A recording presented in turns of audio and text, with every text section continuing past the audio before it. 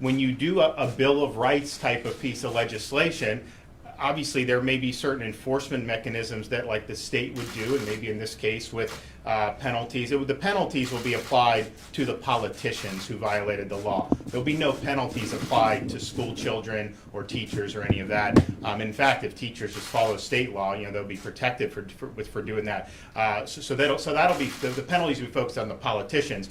But when you have a Bill of Rights, if your individual right as a parent is violated, then you have the ability then to go in and seek vindication. They're obviously doing the opposite there in Tallahassee. They're trying to basically nullify the parent's Bill of Rights, but you can also do it from the other end. And I would just note, it was a little bit, sometime in August of last year. Remember, we were being sued because we had the schools open and we said parents need to have the ability to send their kid to school. We got sued. We did lose in the trial court, and then we won on appeal resoundingly, and kids were able to go and get an education. And so that was something that was very, very important. But I do think that this will be resolved one way or another. I think the appeal will happen relatively quickly, and then you're going to have individual parents, because think about it.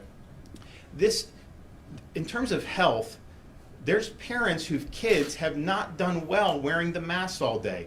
Obviously, kids with special needs have not done well. Kids with autism, and then just kids who don't learn as well when they're not able, particularly the little kids, when they're not able to see some of the facial cues and being able to do some of that. And so it has taken a toll on kids throughout Florida. Now, not every parent maybe thinks that, but many, many do. And so, they, I think, want to be able to send their kid in the best environment possible, understanding that there are some real drawbacks depending on the student situation. So I do think you're going to see that. And I also think from an evidence-based perspective, in that Leon County, they were not able to produce any control studies to show that there was a meaningful difference. In fact, the CDC, when they did their big Georgia study, they buried the conclusion, but they were looking to see what mitigation worked, and they basically acknowledged that there wasn't a statistical significant difference between forced mask and optional mask school districts in Georgia last year. I think the same is true,